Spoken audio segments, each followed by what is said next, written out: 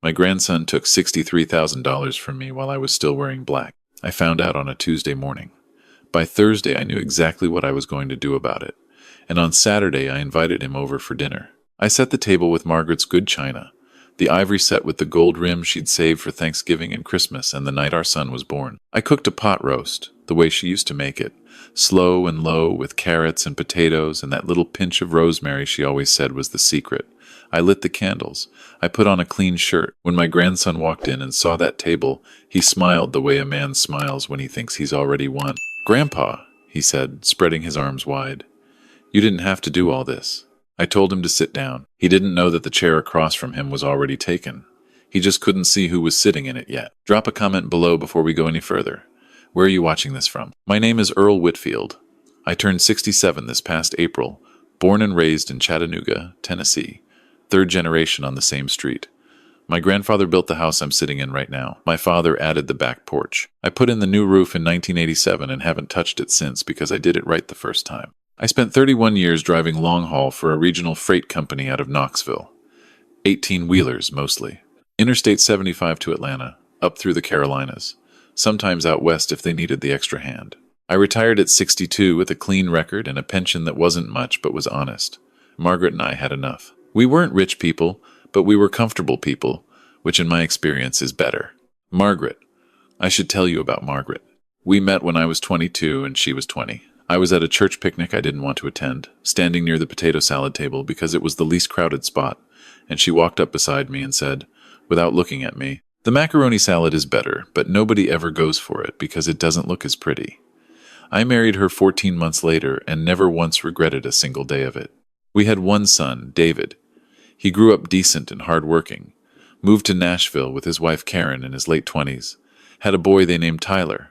Tyler was our only grandchild. Margaret loved that boy the way only grandmothers can, completely and without conditions, the kind of love that doesn't ask anything back. When Tyler was young, maybe 7 or 8, he used to come stay with us in the summers. We'd take him fishing at the lake, let him help Margaret in the garden, sit him on my lap at the kitchen table and teach him to play cards. He had this laugh, big and uncontained, like he couldn't hold it in his body.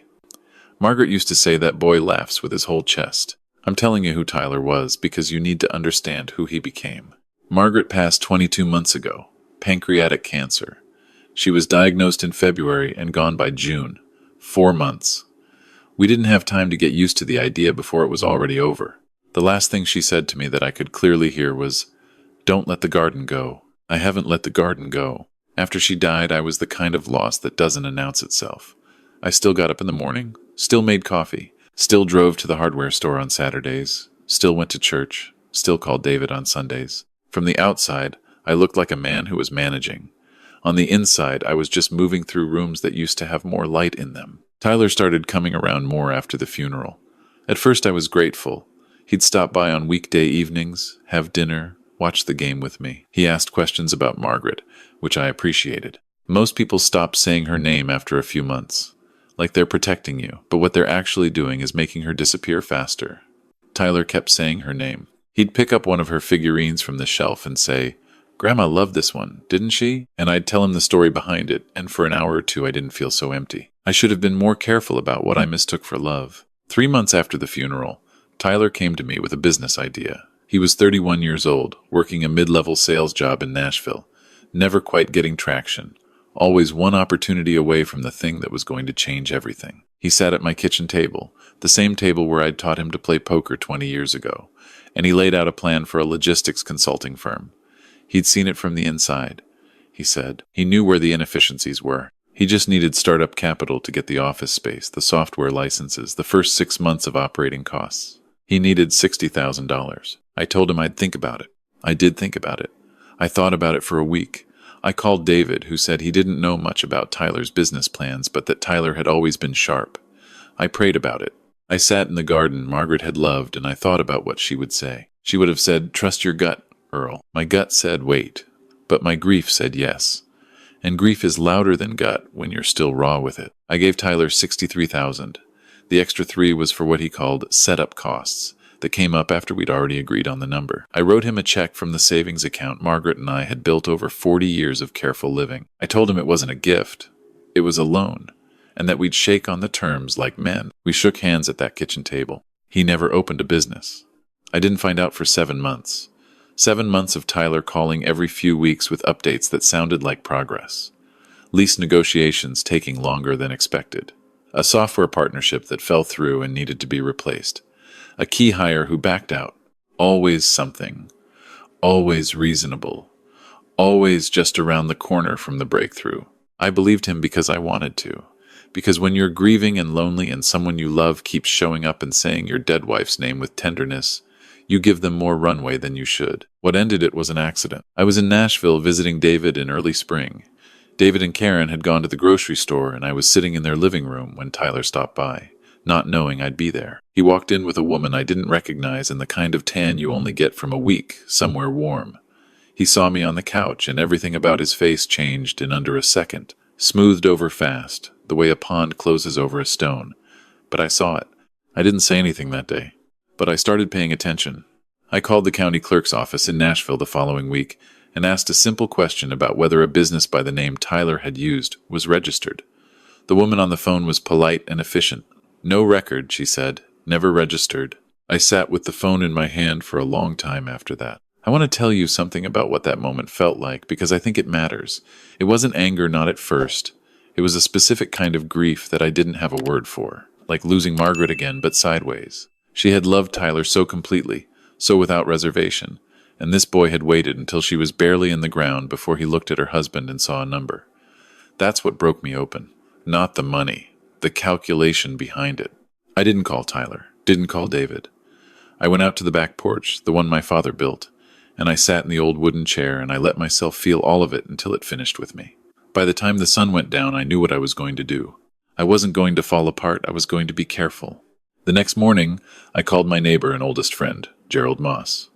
Gerald spent 26 years as a sheriff's deputy in Hamilton County before he retired.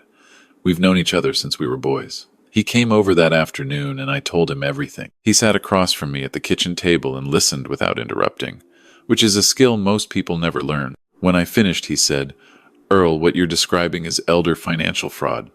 That's a felony in Tennessee." "I know," I said. "You want to handle this, right?" "I want to handle it the right way," I said. "Margaret's way." Gerald nodded slow. "Then let's think about this." We sat there for 2 hours. Gerald walked me through what I'd need.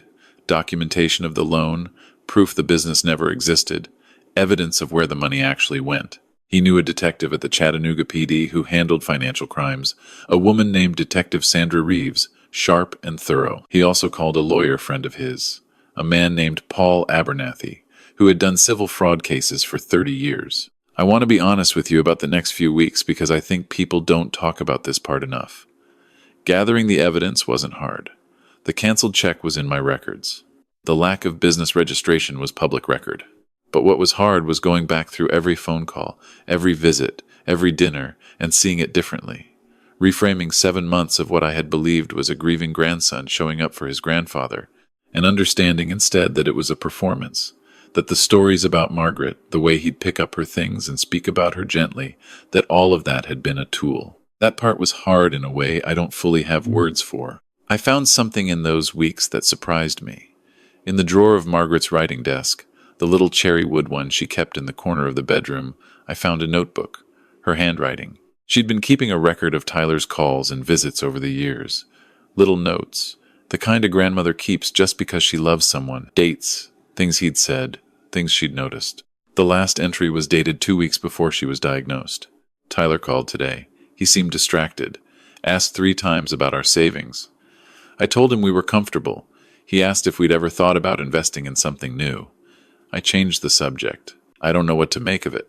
Maybe nothing. He's always been restless. I sat on the edge of the bed and held that notebook for a long time. She'd seen it. She'd seen something, even at the end, and hadn't wanted to believe it either, but she'd written it down. Margaret, who was careful about everything. I put the notebook in the same folder with the canceled check and the county records. Detective Reeves came to the house on a Wednesday morning. She was professional and direct, and treated me like someone with full possession of his faculties, which I appreciated more than she probably knew. Elder fraud cases often get handled with a kind of careful softness that can feel like condescension. She didn't do that.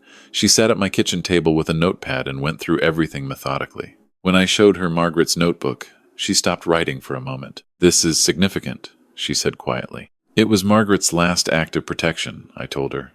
"She just didn't know it yet. Detective Reeves took copies of everything. She said she needed 2 weeks to build the paper trail properly before any action could be taken. She wanted to do it right. I told her I'd waited this long. I could wait 2 more weeks. Paul Abernathy, the lawyer, filed a civil claim in parallel. He said the criminal case and the civil case could run simultaneously, and that the documentation I had was strong. He was measured about outcomes, which I respected. He said, "Earl, I can't promise you'll see every dollar back, but I can promise Tyler will understand there are consequences." That was enough for me. What I hadn't decided yet was how I wanted the moment to go. Gerald and I talked about that too. "You could just let Reeves handle it," he said. "She'll bring him in, do it official." "I know," I said. But I want him to sit in Margaret's house and understand what he did in Margaret's house." Gerald was quiet for a moment. Then he said, "Set the table." So I called Tyler. I kept my voice completely ordinary. Told him I'd been going through some of Margaret's things, and there were a few items I thought he might want. Told him I was making a pot roast Saturday and it would be good to see him. He hesitated for only a second, maybe sensing something faint, then agreed. Said he'd be there at 6. I spent Friday cleaning the house the way Margaret used to clean it before company. Every surface, fresh flowers from the garden she'd loved, the roses that were finally coming back good after I'd nearly killed them the first winter without her. I set the table in the dining room, not the kitchen. The good china, the gold rim ivory set, her white linen tablecloth that she ironed herself every single time, never trusted to the machine. 4-place settings.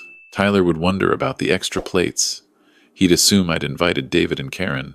He'd be wrong. I made the pot roast slow, cooked it the way she would have, with the rosemary, with the patience it needed.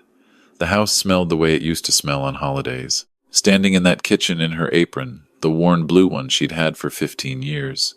I talked to her the way I'd gotten in the habit of talking to her since she'd been gone. "I hope you're watching, Margaret. I learned the careful part from you." Saturday morning I dressed like I was going to church. Clean slacks, buttoned shirt, my good shoes. I looked in the bathroom mirror at the 6-7-year-old man, looking back at me, and I thought about my father-in-law, Margaret's dad, a man who'd been swindled in his 70s by a contractor who took his money and never finished the work. He'd been embarrassed for years, blamed himself, never told anyone until it was too late to do anything about it. Died with that shame sitting on him. I straightened my collar. "Not me." Detective Reeves arrived at 5:30 with a younger officer named Patterson. Gerald came at 5:40, tall and unhurried the way he'd always been, the way 30 years of law enforcement had settled into his bones. They came in through the back, which in retrospect felt right. This was my house. I decided who came through the front door. Reeves looked at the table and at me for a moment. "You cooked," she said. I told her I wasn't going to let it get cold. Gerald sat in the chair to my right, the same chair he'd sat in at my kitchen table 2 weeks before when we'd first mapped this out. Reeves and Patterson stood near the hallway entrance, positioned so they wouldn't be immediately visible from the front door. We waited. At 6:4, headlights swept across the front window. A car door. Footsteps on the porch I'd poured concrete for in 1991. A knock. Then the door opening because I'd left it unlocked, because Tyler still felt comfortable enough to walk into my house like it was partly his. "Grandpa?" His voice from the hallway, warm and easy. "In here," I said. He appeared in the dining room doorway. He was dressed nicely, better than usual, which told me he'd put thought into this. Dark jeans, a collared shirt, hair combed. He saw the table and his face did what I'd expected it to do. Softened, with something that looked like being moved. "Grandpa, you didn't have to do all this." I told him to sit down. He pulled out the chair across from me and sat, smiling, looking at the spread, the pot roast, the candles, Margaret's china. He picked up his fork and then looked at the other place settings, and I watched the calculation begin behind his eyes. "Are David and Karen coming?" I said no. The fork lowered. His eyes came to mine, and he held them there for a moment reading. Whatever he saw made the smile stay but change quality, the way a light stays on but flickers. "So who are the other?" "Tyler." My voice was calm. "Do you know why I called you over tonight?" Something moved through his face. Gone in a half-second, but I saw it. "To see me?" he said. "Share a meal. You said there were some of Grandma's things." "There aren't any things," I said. Silence. I called the county clerk in Nashville, I said. 8 weeks ago. There's no business registered. There never was. The color left his face the way heat leaves a room when the furnace cuts off. slow, and then all at once. "Grandpa," I can explain. He started to stand. That's when Gerald stood first. Tyler froze. His eyes went to Gerald, who he'd known his whole life as Grandpa's neighbor, Grandpa's old friend, the tall man who used to flip burgers at 4th of July cookouts. But Gerald was standing in a way Tyler had never seen him stand. Straight-backed, deliberate, the way a man stands when he's stepped back into something official. "Tyler." Gerald's voice had 30 years of weight in it. "Sit down, son." Tyler sat. Detective Reeves and Patterson came in from the hallway. Tyler's chair scraped back hard against the floor. "What, who?" "I'm Detective Sandra Reeves, Chattanooga Police Department Financial Crimes Unit." Her voice was level, professional. "Tyler Whitfield. We've been investigating a complaint of elder financial fraud filed against you 6 weeks ago." "Dad," he looked at me, and for a flash his eyes had something real in them. Panic, yes, but underneath it, something younger, something that knew. "Grandpa, please just let me." I reached across the table and placed 3 items in a row in front of him. The canceled check, the county clerk documentation, Margaret's notebook open to the last entry. Tyler looked down at the notebook. His face went through something I still find difficult to describe. He recognized the handwriting immediately. Of course he did. He'd received cards in that handwriting his whole life. "She wrote that 2 weeks before she was diagnosed," I said quietly. "She saw something. She was always careful, your grandmother." Tyler's jaw worked, but nothing came out. "She loved you without conditions," I said. "That's the part I keep coming back to. She didn't love you because you earned it or deserved it or proved something. She just loved you, and you knew that, and you used it." The room was quiet. The candles were burning. The pot roast was going cold. "I trusted you with $63,000, I said. "I trusted you with this house. I trusted you with her memory. And I need you to sit there and understand that I know exactly what you did, and that it is not going to disappear." Tyler was crying now. I want to be accurate about what kind of crying it was, because it matters. It started as the crying of someone caught, someone frightened, someone suddenly aware of consequences. Whether it became something else, something more honest, I couldn't be certain. Not yet. "I'll pay it back," he said. "All of it. I swear. Please, Grandpa. Please don't." Tyler Whitfield, Detective Reeves, stepped forward. "I need you to come with me." I stood up, walked around the table. I stood in front of my grandson, who was 31 years old and crying in the dining room of the house his great-grandfather had built, and I looked at him for a long moment. "I love you," I said. "I have loved you your whole life, and I will love you after tonight. But love doesn't mean I let you do this and walk away from it. Your grandmother would have told you the same thing." I stepped back. Patterson moved in. Tyler didn't resist. He went quietly, which surprised me, and then didn't. He'd always known, somewhere under everything, that this was coming. Guilt lives in the body, even when the mind is busy rationalizing it. I watched from the front porch as the car pulled away. Gerald stood beside me. The street was quiet. A neighbor's porch light was on across the way. "You all right?" Gerald asked. I told him I didn't know yet. He nodded. That was the right answer, and he knew it. I went back inside, sat down at the table alone. The food was cold, but I ate some of it anyway, because Margaret made that recipe, and it was worth eating even cold.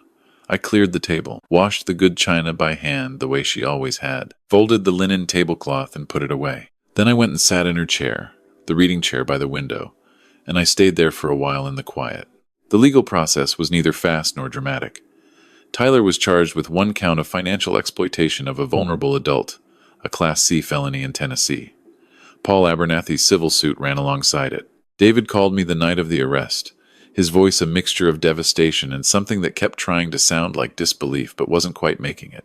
He'd had his own quiet doubts, I think. He just hadn't wanted to be the one to say them. We talked for 2 hours. It was one of the harder conversations of my life, and also, strangely, one of the more honest ones David and I had shared in years. Grief does that sometimes. Cracks things open that needed cracking. Tyler took a plea arrangement 4 months later. 18 months of supervised probation. Mandatory repayment, structured over 5 years. $63,000, which was the full amount. Community service hours. His lawyer had negotiated it down from the maximum, which is how these things go. I didn't attend the hearing. Gerald did, and called me afterward. He looked older, Gerald said, thinner. I asked if he had anything to say. He asked the judge to pass along that he was sorry. To you specifically. I thanked Gerald and hung up. I did not expect the letter. It came on an ordinary Thursday, 6 months after the arrest, handwritten on plain paper. The envelope slightly crooked the way envelopes are when someone isn't used to mailing things. Tyler's handwriting, which I recognized from birthday cards over the years. Careful, trying to be neat. He wrote about the first summer he'd spent in Chattanooga, when he was 7. He wrote about fishing at the lake, about Margaret's garden, about the card games at the kitchen table. He wrote, "I knew what I was doing. I want you to know that I know that." I told myself stories that made it feel different, but I knew. He wrote that he'd been in therapy for 4 months, and that it hadn't fixed anything, but that he was beginning to understand the shape of the hole he'd been trying to fill with other people's money, other people's trust. He wrote that he understood if I never wanted to see him again, that he wasn't writing to ask for anything, only to say what he should have said a long time ago. At the very end, one line. "I'm sorry about Grandma. I'm sorry I made her last gift to you something she had to protect you from." I read that line twice. Then I folded the letter and put it in the cherrywood writing desk. Margaret's desk, in the same drawer where I'd found her notebook. I don't know yet what Tyler and I will be to each other on the other side of this. That answer isn't here yet, and I've decided I don't need to rush it. What I know is that I'm still in this house, still in this garden, still in the life that Margaret and I built together. It's quieter than I want it to be, and some mornings the coffee tastes like absence. But I'm here. I'm upright. I'm not carrying a secret that's slowly killing me the way my father-in-law carried his. I want to say something to you directly because I know some of you watching have been where I was. Maybe not the same story, but the same feeling. The thing where you know something is wrong, but the love is louder than the knowing. Where the grief or the loneliness or the simple need for the person to still be who you believed they were keeps you from seeing clearly. You are not foolish for loving someone. You are not weak for wanting to believe in them. What happened to me, what happens to a lot of people in their 60s and 70s and older, it doesn't happen because we're simple. It happens because someone we trusted decided that our love was something they could spend. The difference between me and my father-in-law wasn't that I was smarter or less sentimental. The difference was that I let someone help me. I told Gerald. I called Detective Reeves. I let Paul Abernathy do his job. I sat at that dining room table with the good china and the cold pot roast, and I let it be witnessed. That's all I did. I stopped carrying it alone. Margaret used to say, after all those years, that the bravest thing a person can do is ask for the table to be set properly. She meant it about dinner parties, the way she always meant things about 2 things at once. I think she'd say I finally figured out what she meant. If this story is yours in any form, or if you know someone who needs to hear it, share it with them. Leave a comment, tell me where you're watching from, tell me if you've been there. And subscribe to this channel, because these are the stories that don't always get told. The ones that happened in real dining rooms, to real people, with real china and real consequences. You're not alone in this. None of us are.